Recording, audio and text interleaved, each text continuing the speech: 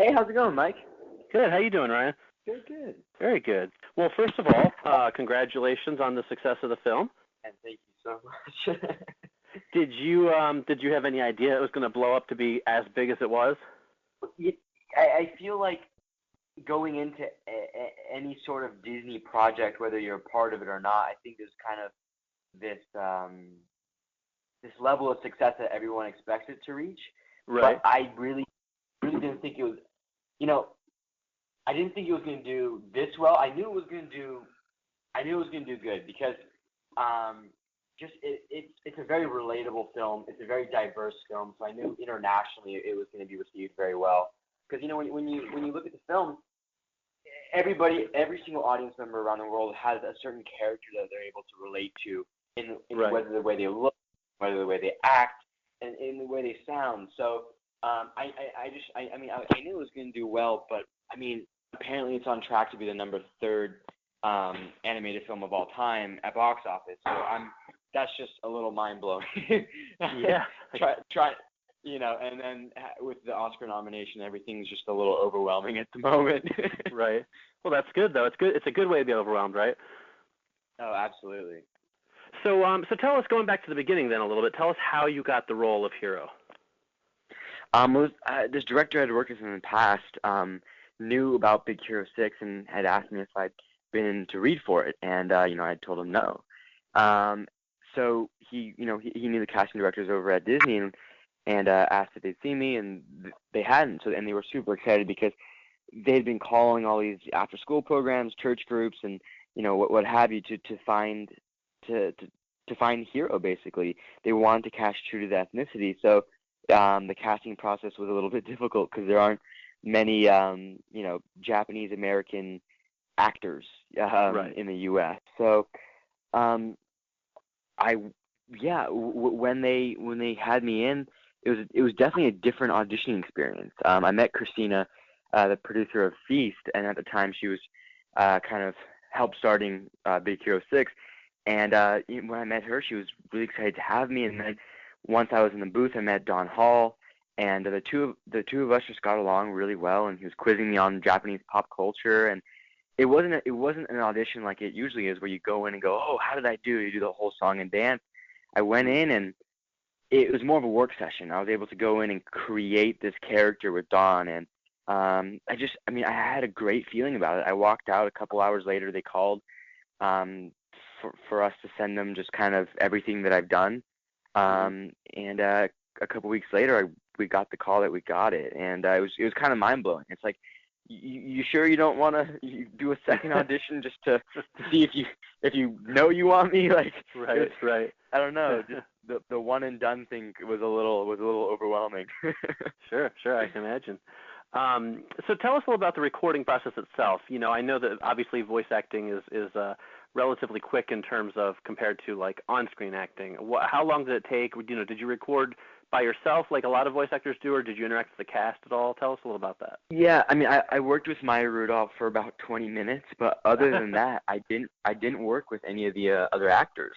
Right. I worked with the directors and the producers the entire time, but I've been on this film for about 2 years now, and the recording process took about a year and a half. Okay. And I'd go in about it started off about like once a month, but then at the kind of at the half year mark till release date, I was going in about once a week.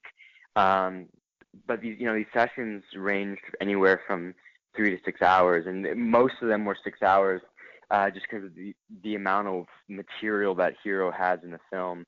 Right. But it was amazing. It's just, for me, voiceover is very freeing. I feel like when I'm on camera, I have to worry about what my face is doing or what my body's doing.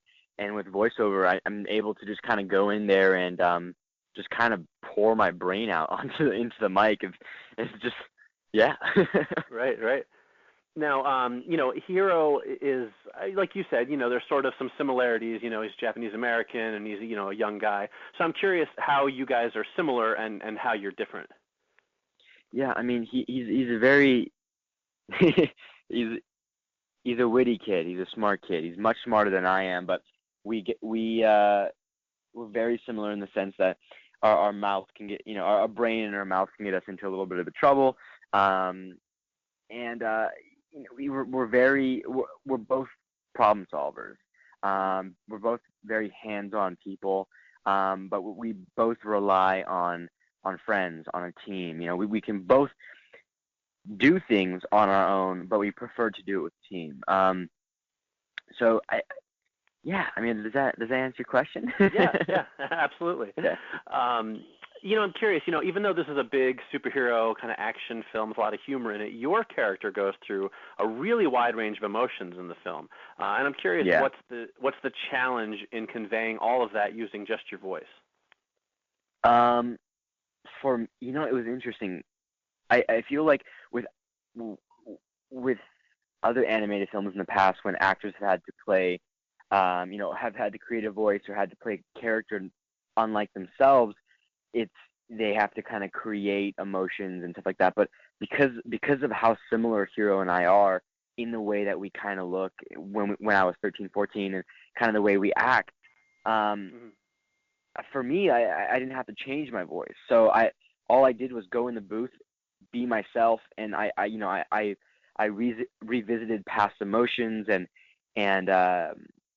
past experiences. I mean, I was put into much greater circumstances in the sense of in the sense of San Francisco, but everything I said, everything I kind of not. I don't want to. It sounds silly saying I acted it, but No, it really was kind of me. Yeah, it really was me and my own personal experience at certain things in life. Right. Very cool. Now, I'm curious, you also did the voice of Hiro for the Disney Infinity game. So I was wondering how the process differs between doing voiceovers for the movie versus doing video games, because I know there are some differences, and I was curious what that was like. Yeah, it's with video games, especially with this one, because there's no story for Hiro and Baymax. It's more of this kind of free world where they can build, create, destroy, run around, drive, fly, all that kind of stuff. So there was no kind of arc. It was right. Each individual line had a certain meaning, and you just had fun saying it because there was no real drama. So you go in, and it's kind of like, well, how do you sound when you're putting together Legos, or how do you sound when you're setting off a firecracker? I don't know. Just right. It really was. It wasn't as, I feel, stressful of kind of a no, not man. It was just more fun in the sense that you didn't have to like cry, or you didn't have to get upset. It was just every line was fun. Cool. Now, Mike, I don't know. this will have to be our last question, if that's all right. Okay. All right, that's fine. Thank you. So, are there any future plans for the Big Hero 6 franchise? Are you going to be involved in anything else that you can talk about? I would love to talk about it, but I actually don't even know. Like, I really don't. If there was a sequel to Big Hero 6, which I definitely think there can be. The world is so large. Right. But I don't think the film necessarily needs it. It definitely stands on its own. But there is that aspect of it's such a large world. I want to see more. Right. The world of Frozen, the world of the world of Tangled, the world of Wreck-It Ralph can fit into San Francisco alone. So right. seeing a neighboring city, or seeing more of the city and more characters within the city, or seeing more villains from the city, I think would be really cool. But the film stands on its own, and I'm very proud of that. So if a sequel happens, it happens. But I really don't know. Okay, fair enough. Well, Ryan, thank you so much for taking the time to talk to me, and congratulations on all your success. Thank you very much. Have a good one, man. Yep.